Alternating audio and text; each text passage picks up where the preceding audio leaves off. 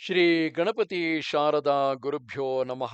ಯತ್ರ ಯೋಗೇಶ್ವರ ಕೃಷ್ಣೋ ಯತ್ರ ಪಾರ್ಥೋ ಧನುರ್ಧರಃ ತತ್ರ ಶ್ರೀ ವಿಜಯ ಭೂತಿರ್ಧ್ರುವ ನೀತಿರ್ಮತಿರ್ಮಮ.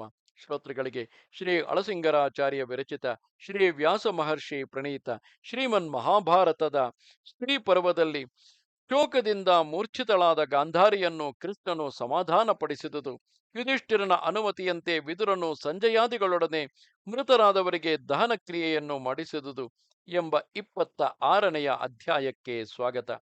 ಈ ಅಧ್ಯಾಯದೊಂದಿಗೆ ಸ್ತ್ರೀ ಪರ್ವವಾದ ಕೊನೆಯ ಉಪಪರ್ವವಾದ ಶ್ರಾದ್ದ ಪರ್ವವು ಪ್ರಾರಂಭವಾಗುತ್ತಿದೆ. ಆಗ ಕೃಷ್ಣನು, ಅಮ್ಮ ಗಾಂಧಾರಿ, ಏಳು, ವ್ಯಾಕುಲವನ್ನು ಬಿಡು. ನಿನ್ನ ಮಗನಾದ ದುರ್ಯೋಧನನು ಬಹಳ ದುರಾತ್ಮನು, ತಾಳ್ಮೆ ಇಲ್ಲದವನು, ಮಿತಿಮೀರಿದ ಅಹಂಕಾರವುಳ್ಳವನು, ದುಷ್ಟನು, ಯಾವಾಗಲೂ ಹಗೆತನದಲ್ಲಿಯೇ ಮನಸ್ಸುಳ್ಳವನು, ಹಿರಿಯರ ಕಟ್ಟಳೆಗಳನ್ನು ಮೀರುವವನು. ಅಂತಹ ಮಗನನ್ನು ಆದರಿಸುತ್ತಿದ್ದ ನಿಮ್ಮ ನಡವಳಿಕೆಯಾದರೂ ಒಳ್ಳೆಯದೆಂದು ಭಾವಿಸಿದೆಯಾ? ನಿನ್ನ ದೋಷದಿಂದಲೇ ಕೌರವನು ನಾಶವಾದರೆಂದು ತಿಳಿ. ನಿನ್ನ ದೋಷವನ್ನು ಏಕೆ ನನ್ನ ಮೇಲೆ ಆರೋಪಿಸುತ್ತಿರುವೆ? ಯಾವನು ಸತ್ತವರಿಗೂ ನಷ್ಟವಾದುದಕ್ಕೂ ಹಿಂದೆ ನಡೆದು ಹೋದುದಕ್ಕೂ ವ್ಯಸನ ಪಡುವನೋ ಆತನು ಮುಂದೆ ಇನ್ನೂ ಹೆಚ್ಚು ದುಃಖಕ್ಕೆ ಗುರಿಯಾಗುವನು. ಅವನಿಗೆ ದುಃಖದೊಡನೆ ಮತ್ತೊಂದು ದುಃಖ ಉಂಟಾಗಿ ಎರಡು ಅನರ್ಥಗಳಿಗೆ ಗುರಿಯಾಗುವನು. ಬ್ರಾಹ್ಮಣ ಸ್ತ್ರೀಯು ಗರ್ಭದಲ್ಲಿ ತಪಸ್ವಿಯನ್ನೇ ಧರಿಸುವಳು. ಹಸುವು ಭಾರವನ್ನು ಹೊರತಕ್ಕ ಘೋರಿಯನ್ನು, ಹೆಣ್ಣು ಕುದುರೆಯು ಓಡುವ ಸ್ವಭಾವವುಳ್ಳ ಕುದುರೆಗಳನ್ನು ಗರ್ಭದಲ್ಲಿ ಧರಿಸುವವು. ಶೂದ್ರ ಸ್ತ್ರೀಯು ಸೇವಕನನ್ನು, ವೈಶ್ಯ ಸ್ತ್ರೀಯು ಗೋಪಾಲಕನನ್ನು ಗರ್ಭದಲ್ಲಿ ಪಡೆಯುವಳು. ಅದರಂತೆಯೇ ಕ್ಷತ್ರಿಯ ರಮಣಿಯಾದ ನಿನ್ನಂತಹವಳು ಯುದ್ಧದಲ್ಲಿ ಮರಣಕ್ಕೀಡಾಗುವ ಕ್ಷತ್ರಿಯನನ್ನೇ ಗರ್ಭದಲ್ಲಿ ಪಡೆದುದು ಸಹಜವೇ ಎಂದನು. ಕೃಷ್ಣನ ಈ ಅಪ್ರಿಯ ವಾಕ್ಯವನ್ನು ಕೇಳಿ ಗಾಂಧಾರಿಯು ಶೋಕದಿಂದ ಕಣ್ಣುಗಳನ್ನು ಕೆಂಪಗೆ ಮಾಡಿಕೊಂಡು ಮಾತನಾಡದೇ ಇದ್ದಳು. ಧರ್ಮವಿದನು ರಾಜ ಋಷಿಯೂ ಆದ ಧೃತರಾಷ್ಟ್ರನು ಆಗ ತನ್ನ ಮಂದಬುದ್ಧಿಯಿಂದ ಉಂಟಾದ ಅಜ್ಞಾನವನ್ನು ನೀಗಿಸಿಕೊಂಡು ಯುಧಿಷ್ಠಿರನನ್ನು ಕುರಿತು, ಓ ಪಾಂಡುನಂದನ, ಮೊದಲು ಜೀವಂತರಾಗಿದ್ದ ವೀರರ ಸಂಖ್ಯೆಯು ನಿನಗೆ ಚೆನ್ನಾಗಿ ತಿಳಿದಿದೆಯಲ್ಲವೇ? ಈಗ ಸತ್ತವರ ಸಂಖ್ಯೆಯನ್ನು ನೀನು ತಿಳಿದಿದ್ದರೆ ಅದನ್ನು ನನಗೆ ತಿಳಿಸು ಎಂದು ಕೇಳಲು ಯುಧಿಷ್ಠಿರನು, ರಾಜ, ಈ ಯುದ್ಧದಲ್ಲಿ ಮೊದಲು 10 ಕೋಟಿ ವೀರರು, ಆಮೇಲೆ 20,000 ಮಂದಿ ವೀರರು, ಆಮೇಲೆ 66 ಕೋಟಿ ವೀರರು ಕೊಲ್ಲಲ್ಪಟ್ಟಿರುವರು. ಇದಲ್ಲದೆ ನಮ್ಮ ಲೆಕ್ಕಕ್ಕೆ ಬಾರದೆ ತಪ್ಪಿಹೋದ ವೀರರ ಸಂಖ್ಯೆಯು ಮೊದಲು 14,000ವು, ಆಮೇಲೆ 14,000ವು, ಅದಕ್ಕೆ ಮೇಲೆ 160,000ವು ಆಗಿದೆ ಎಂದನು. ಆಗ ಧೃತರಾಷ್ಟ್ರನು, ಪುರುಷೋತ್ತಮ ಯುಧಿಷ್ಠಿರ, ಅವರೆಲ್ಲರೂ ಯಾವ ಗತಿಗೆ ಹೋದರೋ ನನಗೆ ತಿಳಿಸು.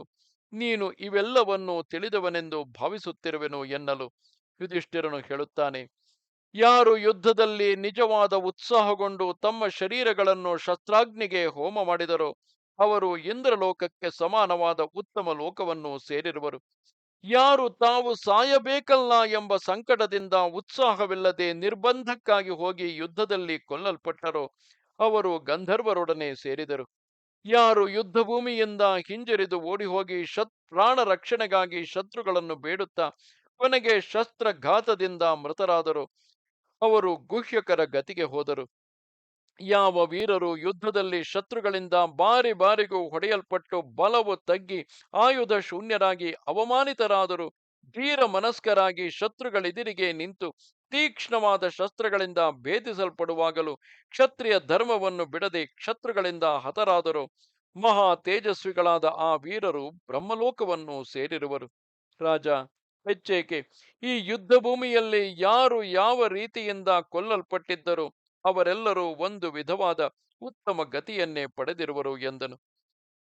ಆಗ ಧೃತರಾಷ್ಟ್ರನು, ಪುತ್ರ ಮಹಾಬಾಹು, ನೀನು ಯಾವ ಜ್ಞಾನಬಲದಿಂದ ಸಿದ್ಧನಂತೆ ಇದನ್ನು ತಿಳಿದಿರುವೆ? ಅದನ್ನು ನನಗೆ ತಿಳಿಸು ಎನ್ನಲು ಯುಧಿಷ್ಠಿರನು, ಹಿಂದೆ ನಿನ್ನ ಆಜ್ಞೆಯಂತೆ ನಾನು ವನದಲ್ಲಿ ಸಂಚರಿಸುತ್ತಿದ್ದಾಗ ತೀರ್ಥಯಾತ್ರೆಗೆ ಹೋದೆನು. ಆಗ ಈ ಅನುಗ್ರಹವನ್ನು ಪಡೆದೆನು. ಆ ಕಾಲದಲ್ಲಿ ದೇವರ್ಷಿಯಾದ ಲೋಮಶನನ್ನು ಕಂಡೆನು. ಆತನಿಂದ ನಾನು ಅಸಾಧಾರಣವಾದ ಸ್ಮರಣ ಶಕ್ತಿಯನ್ನು ಪಡೆದೆನು. ಜ್ಞಾನ ಯೋಗದಿಂದ ಜ್ಞಾನ ಚಕ್ಷುಸ್ಸನ್ನು ಹೊಂದಿದೆನು ಎಂದನು. ಆಮೇಲೆ ಧೃತರಾಷ್ಟ್ರನು, ಪಾಂಡುನಂದನ, ಸನಾಥರು ಅನಾಥರು ಆದ ಎಲ್ಲರ ಮೃತ ಶರೀರಗಳನ್ನು ಈಗ ಶಾಸ್ತ್ರವಿಧಿಯಿಂದ ದಹನ ಮಾಡುವವರಾರು ಎನ್ನಲು ಆಗ ಯುಧಿಷ್ಠಿರನು, ಜನಕ, ಕರ್ಮ ವಿಧಿಗಳು ಬಹುವಾಗಿರುವುದರಿಂದ ಮೃತರಾದ ಈ ಯುದ್ಧವೀರರಲ್ಲಿ ಯಾರಿಗೆ ಶಾಂತಿಯನ್ನು ಮಾಡುವವರಿಲ್ಲವೋ, ಯಾರು ಅಹಿತಾಗ್ನಿಗಳಲ್ಲವೋ ಅವರೆಲ್ಲರಿಗೂ ಮಾಡಬೇಕಾದ ಕರ್ಮಗಳನ್ನು ನಾವೇ ಮಾಡುವೆವು. ಯಾರ ದೇಹವನ್ನು ಅಲ್ಲಲ್ಲಿ ಗೂಬೆಗಳು ಹದ್ದುಗಳು ಎಳೆದಾಡಿ ಬಿಟ್ಟವೋ ಅವರಿಗೂ ಅದರಿಂದ ಸಂಕರ್ಷಣ ಲೋಕಗಳು ದೊರೆಯುವವು. ಇದರಲ್ಲಿ ಸಂಶಯವಿಲ್ಲ ಎಂದನು. ಮಹಾರಾಜ ಆಮೇಲೆ ಧರ್ಮರಾಜನು ಸುಧರ್ಮನನ್ನು, ಧೌಮ್ಯನನ್ನು, ಸೂತನಾದ ಸಂಜಯನನ್ನು, ಮಹಾಬುದ್ಧಿಶಾಲಿಯಾದ ವಿದುರನನ್ನು, ಯುಯುತ್ಸುವನ್ನು, ಇಂದ್ರಸೇನನೆ ಮೊದಲಾದ ಸೇವಕರನ್ನು, 1000 ಲೆಕ್ಕದ ಸೂತರನ್ನು ಕರೆದು, ನೀವು ಅನಾಥರಾದವರ ಮೃತ ಶರೀರಗಳಲ್ಲಿ ಯಾವುದೊಂದನ್ನು ಹಾಗೆಯೇ ಬಿಟ್ಟು ಬಿಡದೆ ಅವರೆಲ್ಲರಿಗೂ ಪ್ರೇತ ಕಾರ್ಯಗಳನ್ನು ಮಾಡಿರಿ ಎಂದು ಆಜ್ಞಾಪಿಸಿದನು. ಆಗ ಧರ್ಮರಾಜನ ಆಜ್ಞೆಯಂತೆ ವಿದುರನು, ಸಂಜಯನು, ಧೌಮ್ಯನೊಡಗೂಡಿದ ಸುಧರ್ಮನು, ಇಂದ್ರಸೇನನೆ ಮೊದಲಾದವರು ಕಟ್ಟಿಗೆಗಳನ್ನು, ಬಿಳಿಯ ರೇಷ್ಮೆ ಬಟ್ಟೆಗಳನ್ನು, ಚಂದನ, ಅಗುರು, ಕಾಲೀಯಕ ವೃಕ್ಷಗಳ ಕಟ್ಟಿಗೆಗಳನ್ನು ತಂದು, ಸುಗಂಧದ ಪುಡಿಗಳನ್ನು, ಅಲ್ಲಲ್ಲಿ ಮುರಿದು ಬಿದ್ದಿದ್ದ ರಥಗಳನ್ನು, ನಾನಾ ಬಗೆಯ ಆಯುಧಗಳನ್ನು ಶೇಖರಿಸಿ ಚಿತೆಯನ್ನೊಡ್ಡಿ, ಯಾರು ಯಾರು ಪ್ರಧಾನ ರಾಜರೋ ಅವರೆಲ್ಲರನ್ನೂ ಏಕರೀತಿಯಾದ ಮನಸ್ಸಿನಿಂದ ಶಾಸ್ತ್ರ ವಿಧಿಗನುಸಾರವಾಗಿ ದಹನ ಮಾಡಿದರು. ದುರ್ಯೋಧನ ರಾಜನು, ಅವನ ತಮ್ಮಂದಿರು ಶಲ್ಯನ್ನು, ಶಲನ್ನು, ಭೂರಿಶ್ರವಸ್ಸು, ಜಯದ್ರಥನು, ಅಭಿಮನ್ಯು, ದುಶ್ಯಾಸನ ಪುತ್ರನು, ಲಕ್ಷ್ಮಣನು, ದೃಷ್ಟಕೇತು, ಬೃಹದ್ಬಲನು, ಸೋಮದತ್ತನು, ಸೃಂಜಯನು, ಕ್ಷೇಮದತ್ತನು, ವಿರಾಟನು, ದೃಪದನು, ಪಾಂಚಾಲ ರಾಜಕುಮಾರನಾದ ಶಿಖಂಡಿ, ದೃಷ್ಟದ್ಯುಮ್ನನು, ಯುಧಾಮನ್ಯು, ಉತ್ತಮೋಜಸ್ಸು, ಕೌಸಲ ರಾಜಕುಮಾರನು, ದ್ರೌಪದಿ ಪುತ್ರರು, ಶಕುನಿ, ಅಚಲನು, ವೃಷಕನು, ಭಗದತ್ತನು, ಸೂರ್ಯಪುತ್ರನಾದ ಕರ್ಣನು, ಆತನ ಕುಮಾರರು, ಕೇಕಯರು, ತ್ರಿಗರ್ತರು, ರಾಕ್ಷಸೇಂದ್ರನಾದ ಘಟೋತ್ಕಚನು, ಭಗನ ಸಹೋದರನು, ರಾಕ್ಷಸನಾದ ಅಲಂಬುಸನು, ಜಲಸಂಧನು, ಈ ಮೊದಲಾದವರನ್ನು, ಇನ್ನು 1000 ಲೆಕ್ಕದ ರಾಜರನ್ನು ತುಪ್ಪದ ಧಾರೆಗಳಿಂದ ಹುತ ಮಾಡಿ ಜ್ವಲಿಸುತ್ತಿರುವ ಅಗ್ನಿಯಲ್ಲಿ ದಹನ ಮಾಡಿದರು. ಮಹಾತ್ಮನಾದ ಕೆಲವರಿಗೆ ಪಿತೃಮೇಧ ಸಂಸ್ಕಾರಗಳು ನಡೆದವು. ಸಾಮಗಳಿಂದ ಗಾನ ಮಾಡಿದರು. ಇತರರಿಂದ ನಡೆಯಬೇಕಾದ ಕರ್ಮಗಳನ್ನು ಅವರವರಿಗೆ ವಿಧಿಸಿ ಮಾಡಿಸಿದರು. ಋಕ್ಸಾಮ ವೇದಗಳ ಶಬ್ದದಿಂದಲೂ ಸ್ತ್ರೀಯರ ರೋದನ ಧ್ವನಿಯಿಂದಲೂ ಆ ರಾತ್ರಿಯಲ್ಲಿ ಎಲ್ಲಾ ಪ್ರಾಣಿಗಳಿಗೂ ದಿಗ್ಭ್ರಮೆ ಹಿಡಿದಂತಾಯಿತು. ಹುತ ಮಾಡಿ ಜ್ವಲಿಸುವ ಅಗ್ನಿಗಳು ಆಕಾಶದಲ್ಲಿ ಸೂಕ್ಷ್ಮ ಮೇಘಗಳಿಂದ ಆವೃತವಾದ ಗ್ರಹಗಳಂತೆ ಕಂಡುಬಂದವು. ವಿದುರನು ಅರಸನ ಕಟ್ಟಳೆಯಂತೆ ಯಾರು ಯಾರು ನಾನಾ ದೇಶಗಳಿಂದ ಬಂದು ಅಲ್ಲಿ ಮೃತರಾಗಿದ್ದರೋ ಅವರೆಲ್ಲರನ್ನೂ ಸಾಗಿಸಿ ತಂದು ಕ್ಷತ್ರಿಯ ಧರ್ಮಕ್ಕನುಸಾರವಾಗಿ ಚಿತೆಯೊಡ್ಡಿ ಅವರೆಲ್ಲರನ್ನೂ ಸೇವಕರ ಮೂಲಕ ಎಣ್ಣೆ ಹಚ್ಚಿದ ಕಟ್ಟಿಗೆಗಳಿಂದ ದಹನ ಮಾಡಿಸಿದನು. ಯುಧಿಷ್ಠಿರನು ಅವರಿಗೆಲ್ಲ ಉತ್ತರ ಕ್ರಿಯೆಗಳನ್ನು ಮಾಡಿಸಿ ಧೃತರಾಷ್ಟ್ರನನ್ನು ಮುಂದೆ ಬಿಟ್ಟುಕೊಂಡು ಗಂಗಾ ತೀರಕ್ಕೆ ಹೋದನು. ಇದು 26ನೆಯ ಅಧ್ಯಾಯವು.